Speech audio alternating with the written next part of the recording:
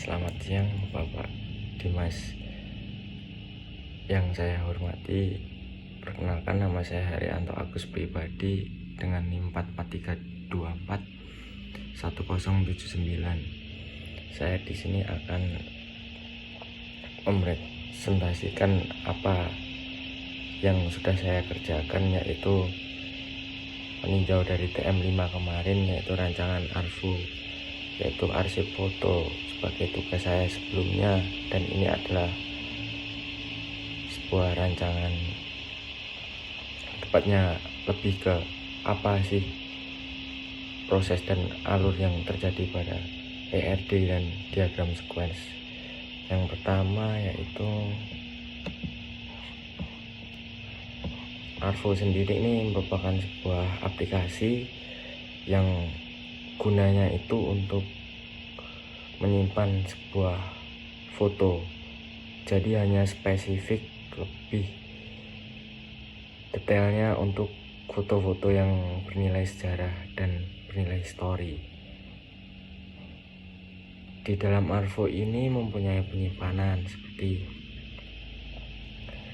berdasarkan klasifikasi dan lain-lainnya untuk pengelolaan dan penelusuran sebuah arsip foto. Ini untuk mempermudah akses publik dan akses arsiparisnya sendiri untuk dimanapun dan kapanpun. Tujuan dari aplikasi ini sendiri adalah mempermudah akses publik. Nah, yang saya bicarakan tadi yaitu untuk kita bisa akses dimanapun dan kapanpun, menjamin keautentikasian. Nah, ini yang menjadi fokus utama saya dalam aplikasi ini, yaitu keautentikan sebuah foto itu sendiri, yaitu keaslian dan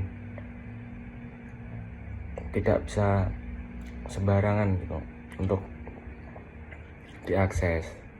Hanya beberapa saja yang dapat diakses oleh publik, serta keamanan arsip foto dari kerusakan fisik, menyelamatkan arsip foto sebagai memori kolektif bangsa.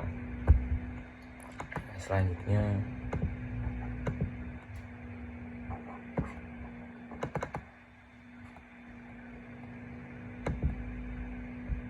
nah ini dia fitur dan fungsinya sendiri. Fiturnya login, memastikan. Nah, jadi kita arsiparis, admin, publik maupun pimpinan dapat mengakses. Tapi hak akses juga berbeda-beda. Arsiparis dapat mengunggah foto, nih upload arsip foto. Pencariannya sendiri dapat dicari berdasarkan metadata yang dimasukkan ke dalam definisi klasifikasi arsip. Menyusun berdasarkan subjek jadi kita bisa menyusunnya berdasarkan subjeknya apa. Semisal upacara rangkaian HUT RI di Istana Merdeka ke-78 dan bermacam-macam, kronologi dan seterusnya. Backup, ini sistem melakukan cadangan otomatis. Jadi ini sistemnya lebih ke bisa diakses secara offline, tapi bukan untuk publik, untuk arsiparisnya itu sendiri. Layanan publik, ini hak akses yang dapat diberikan kepada publik. Laporan dan statistik, menyajikan data jumlah arsip aktif. Nah, kita juga arsip aktif pun juga memiliki retensi sendiri-sendiri. Arsip lama maupun arsip foto yang sudah statis dan tidak akan dimusnahkan. Selanjutnya, proses bisnis utama.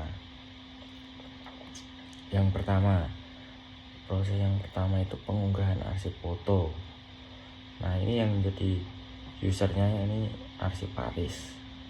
Pertama yaitu arsiparis login ke dalam web itu.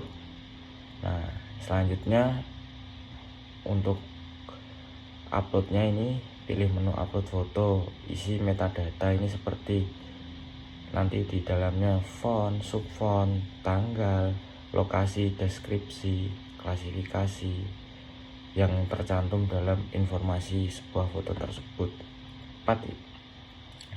Sistem menyimpan data ke database dan memberikan ID arsip.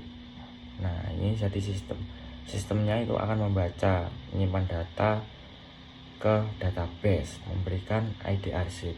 Jadi setiap foto itu akan memiliki ID unik tersendiri. 5.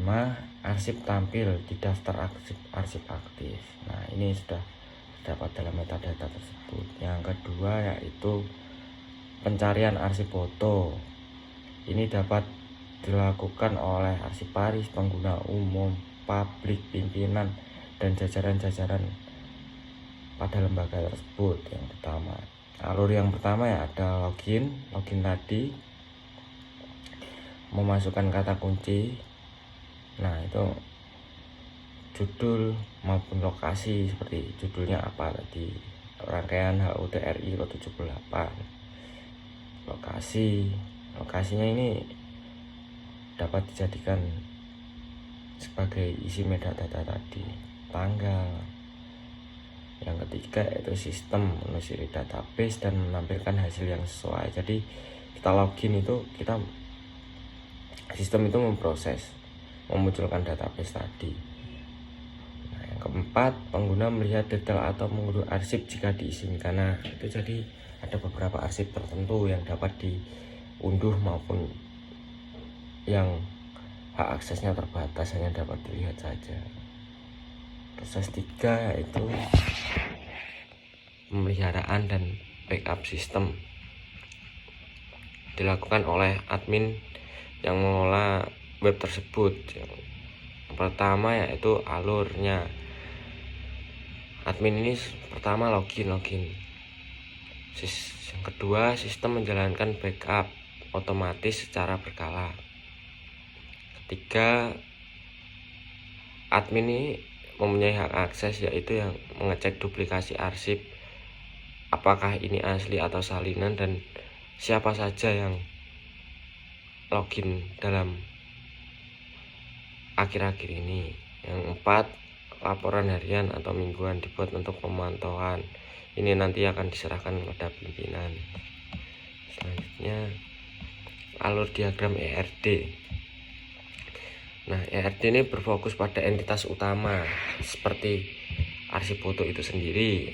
2, pengguna, yaitu arsiparis maupun yang pimpinan yang telah menyetujui untuk arsip itu dapat diupload.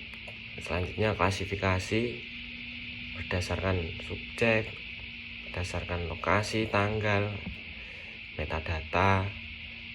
Yang terakhir yaitu publikasi, mana saja yang dapat dipublikasikan, mana saja yang hanya untuk internal lembaga sendiri. Hubungannya, ini hubungan antara pengguna ini bisa memiliki banyak arsip, yaitu arsiparis itu bisa upload berapa arsip sekaligus gitu dalam beberapa kali upload. Ini jadi hubungannya adalah one to many, banyak data. Satu arsip ini punya banyak metadata. Arsip dapat diklasifikasikan ke dalam satu kategori. Satu arsip bisa dipublikasi. Nah, ini fokus diagram ERD seperti itu. Selanjutnya, sequence diagram. Ini merupakan gambaran urutan langkah untuk 3 skenario utama yang saya rancang ini. Yang pertama, pengguna itu arsiparis, pengguna maupun pimpinan login masuk ke dalam UI web tersebut. Sistem mengautentikasi apakah user ID dan password sudah sama. Cek kredensial, yaitu tadi yang saya jelaskan tadi, mengeluarkan token, akses dapat dibuka.